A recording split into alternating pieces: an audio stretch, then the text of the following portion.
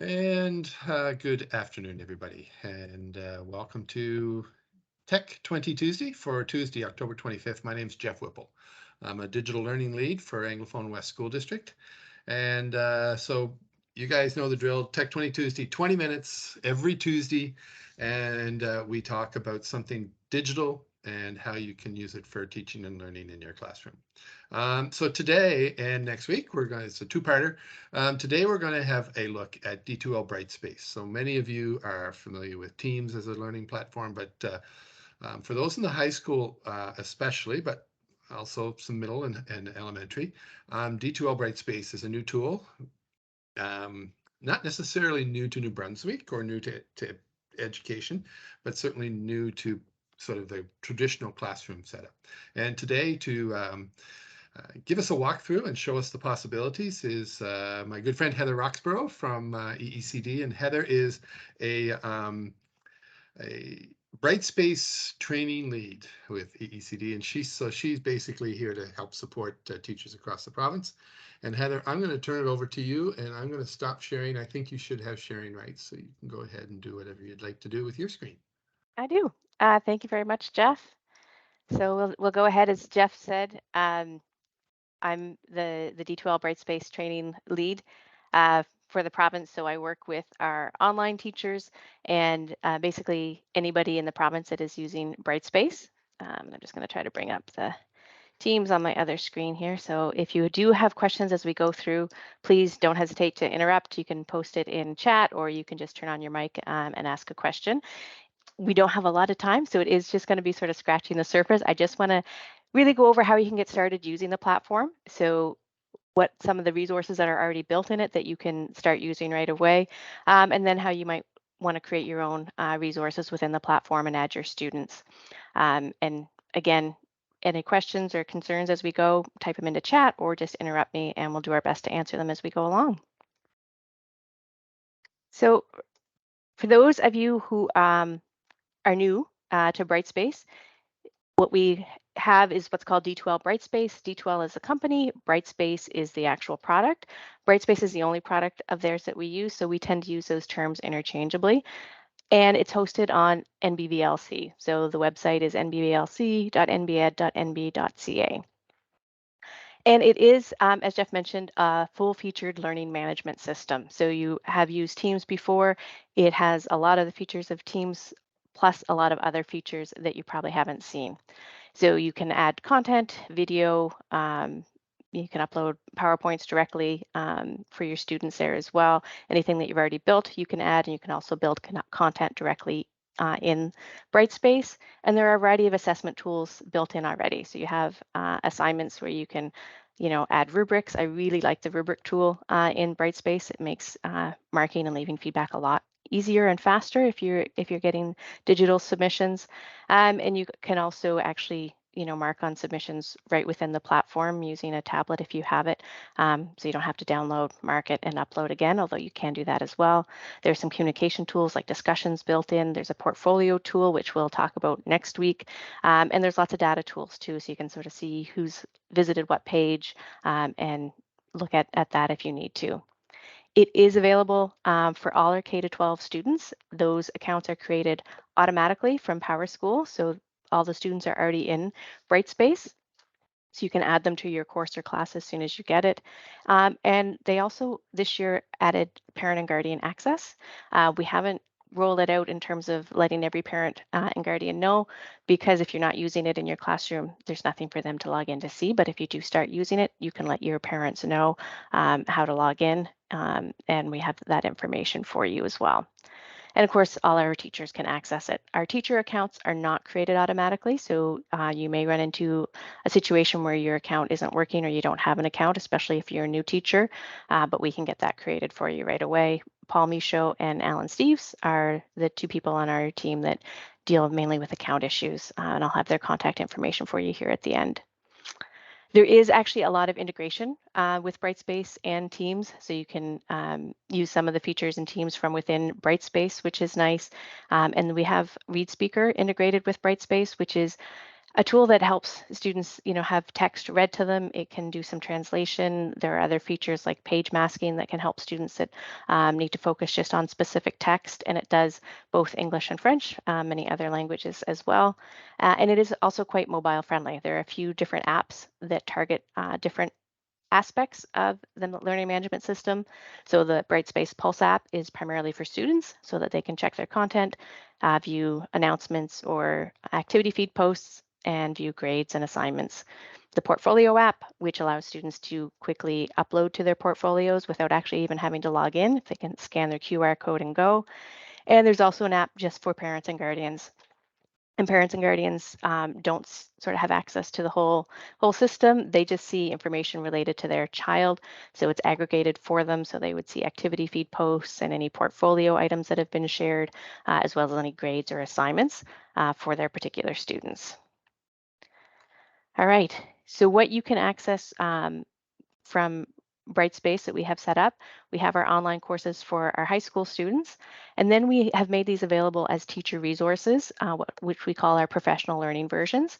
So you can access those on your own right away using the Discover tool. You can enroll and take a look and see what's there and use any parts and pieces that you would like just on your own. It's sort of a view-only access. If you want to use that same course with your students, that's what we call a blended course. And you can request that with the request site, and the URL is there on your screen. And I'll show you what that looks like a little bit later. And you can also just get what we call a blank course shell, which is if you're teaching a subject that isn't already offered by EECD, then you can create absolutely all of your own content and build it as you go with access to all of the Brightspace tools. So we're just going to dive in, and I'm just going to sort of show you what it looks like. So this is the NBVLC website. When you're first logging in as a New Brunswick teacher or a New Brunswick student, you would just click the blue button. If you're already logged in on your machine with your teacher credentials, that's all you'll need to do. You'll click the button and go right to the My Home page. If you haven't already logged in on your own machine, if it's a personal device at home, then it will prompt you for your NBEd username and password. And again, it will be the same one you use to log into your machine or to access your email. And then you'll get to the My Home page. And so anything that's sort of global and relevant to all users will be posted here. And there's sometimes some videos here. I've uploaded some videos about changes that we had this September, and any of the courses or classes that you're enrolled in already will appear here under the My Courses widget or up at the waffle icon here, and you can pin the ones that you want to keep right at the very top. If you want to start accessing one of those PL courses, just click on Discover. And this is how you can self-enroll in a course. You'll see every course here that has Discover turned on. And what happens sometimes is that teachers will turn it on so that their students can enroll and forget to turn it off. So there are a bunch of courses that you will see here that you probably should not enroll yourself into. So don't be overwhelmed by the possibilities here. And you can just search for what you're interested in. So for our professional learning courses, they all have professional learning in the name. So I'm just going to type that in and hit enter. And you'll see I get 67 results. And I can just scroll through and pick the one that I'm interested in. I want to go to the Science 10 course, so I'm going to add science to the list. And now it comes up a little closer to the top. So I'll click on the Science 10 course and then Enrolling course. And I'll get a little message telling me I'm successfully enrolled.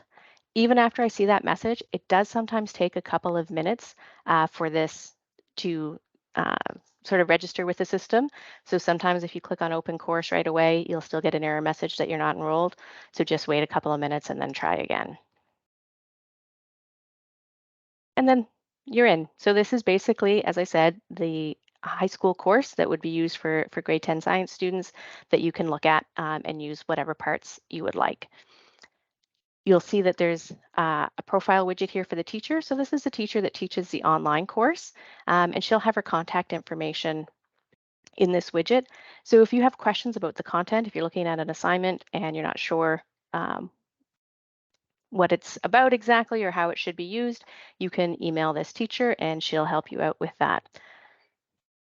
And you can just sort of click and browse and go and explore throughout the course. Every course will have obviously different content and will be set up slightly differently. This one has teacher's guides in it. So for instance, you can click on the teacher's guides, which will give you a bit of an overview of how the course is set up. Often we'll have the GCOs and SCOs and linked to different assignments so that you can follow through on those and see how they're assessing a particular outcome.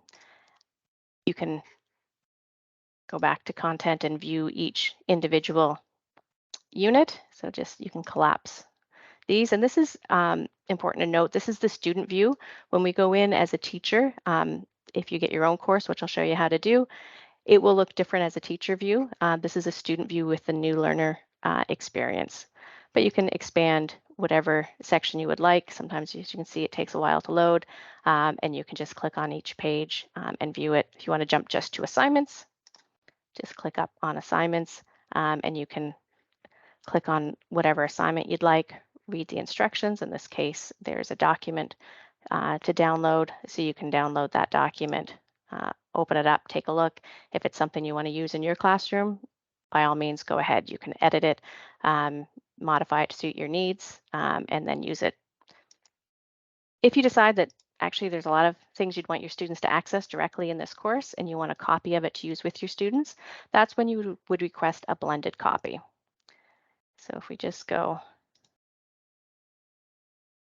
to the SharePoint site, this is the NBVLC SharePoint site. So it's sharepoint.com/sites NBVLC BBC, and you can search for that on the main SharePoint page. From here, just click on Register and New, and it'll bring up this form.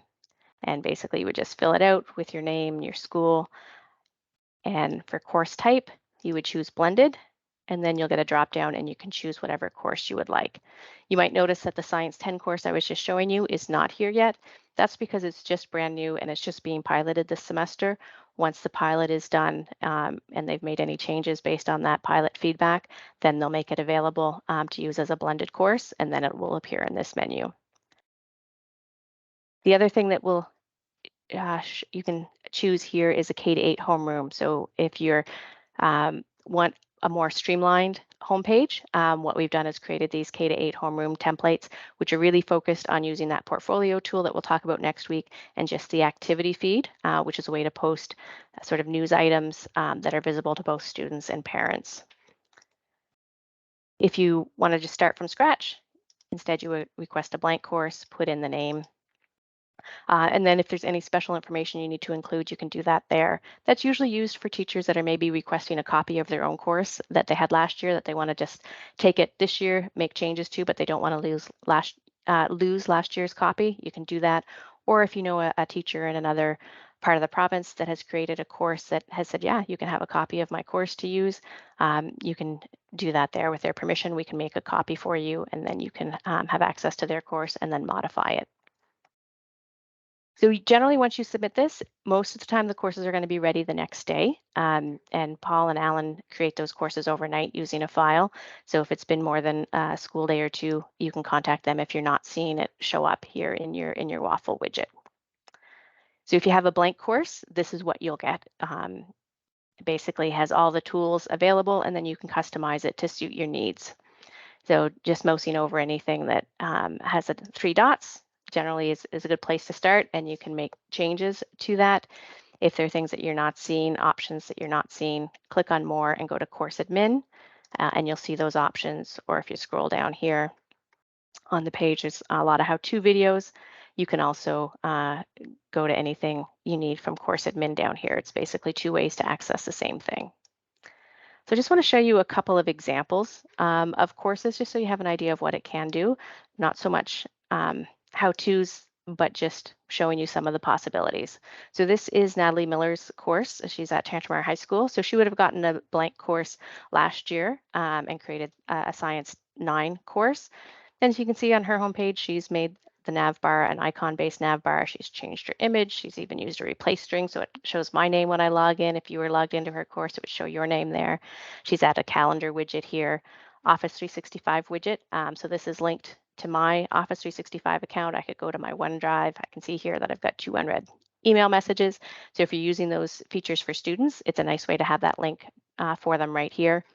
And she's also using the activity feed, which again is shared with parents, but also is available to students. So they have a weekly I Wonder where they post a picture, and then they have allowed students to comment, so students can actually comment right there. So it's a nice way to have sort of that quick discussion right on the course homepage.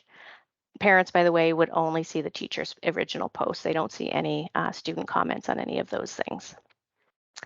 If we go to Natalie's content, you can see that she's got several modules created already, but she has some of them hidden. So you can create one semester and then reuse it second semester, hide some of that content until you're ready, and you can just use the toggle button to hide and unhide. I'm just going to go, I know we're getting close to the end of the time here. I'm just going to go here to another, this is just a high school sample course that I have created. Same thing, widgets are slightly different. I've used a work to do widget, which shows students any overdue work or work that's coming up within the next couple of weeks.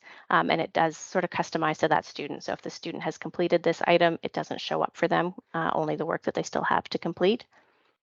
And I can do the same thing going to content here. And if I want to create something new, add another content page, I can do create new or add existing. Add existing I can use if I already have a file like a Word document or a PowerPoint already created that I want to add. So I can just select my document, click open, and it creates it here. And by default, anytime I create something new, it does hide it from students, which is kind of a nice feature. So if you're just working on something, it won't be visible to students until you click the toggle button to make it visible.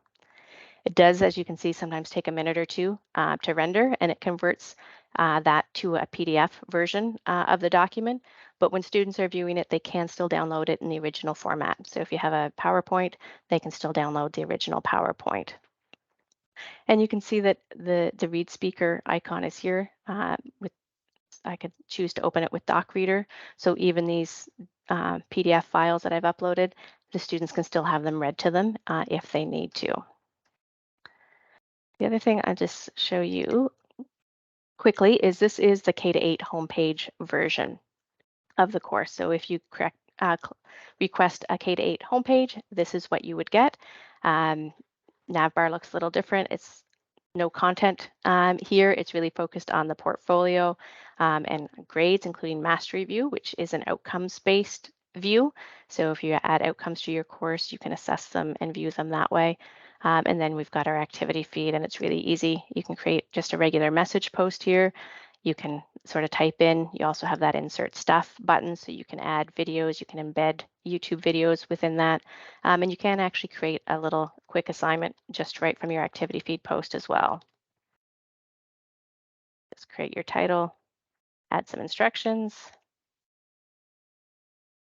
You can add a due date, choose if you want students to submit it as a file. And if you wanted a grade item, you can do that as well. And you can choose to post it now or create a time when it can be posted later. And then it's there. The nice thing about doing it here is it's really quick and easy, and you can see right from your homepage how many students have submitted and how many you're waiting for. If you're doing it a little bit more advanced, you can change your homepage, add the visual table of contents here. But from a high school perspective, if you're getting lots of submissions, doing it through the assignments tool, you would just go to your assignments, click on your assignment, and then you'll see all of the users who have submitted. And you can click on one to actually see what they've submitted and leave some feedback. So you can see here, I can see the file that was submitted, and I have the annotations tool, so I can leave my feedback directly on here, or I can leave feedback on the rubric, as well as text feedback and my grade. So I know we're getting really to the end of our time, and I've showed a lot of items there, which was sort of the goal, but just to give you sort of a taste of some of the possibilities. If you have questions, please type them into chat. I'm just going to show you the sort of the contact information here. for myself and for Paul and Alan. So you can email me at any time or reach me on Teams. Same with Paul and Alan. Paul's actually out on medical leave right now, but hopefully we'll be back starting next week. And there's a bunch of other resources as well. We have a training course so that you can self-enroll in with Discover, the same as for the PL courses. And we do have a SharePoint site and a Teams site there as well. So how do parents connect with D2L Portfolio? So parents would log in either on an app or with their account. So I can show you that quickly if people have a little time. So they would have this, use the orange button, and I have a parent account, so I'm just going to log in with that. Their username is going to be the email that they have in PowerSchool, and then the first time they log in, they're going to click on this "Forgot your password" link, and they'll set their password. Once they have that set, they can log in. And then and this will look very similar on the app, so they can use the app on their phone or on an iPad. And they'll see all of this information, but for Portfolio, it'll be sort of one widget here, or on the phone, they would scroll down a little bit, and then they can click to view all Portfolio items. And it's arranged by courses, so they can click to an individual course, or they can click on evidence and see the pieces of evidence, and then they can click on an individual piece and they'll see the item, and they can download it from here. They can see what their child wrote about it, any categories that were added, and any teacher feedback that was left, including if there was a rubric added or if there are outcomes associated with it. Oh, and sorry, I missed a question about adding students. Yeah, I didn't show that, but for adding students, and Lindsay, does that answer your question about parents and Portfolio? Well, yes, but when I was playing around with this, I could not find any place where I can add parents. So you don't. So the parents are already associated with the students. So when you add the student to your course, and students have something in their portfolio, the parents already have access to it. You don't need to add the parents. That connection is made through that association in PowerSchool.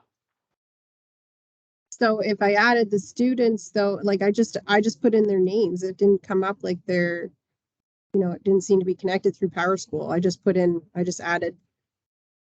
Yeah, you won't see it. If I go in here, I'll show you how to add your students, because that was the other question, and I'll show you what it looks like from here. So if we go to more and then class list, you would just add participants, add existing users, and then you would just search for your students.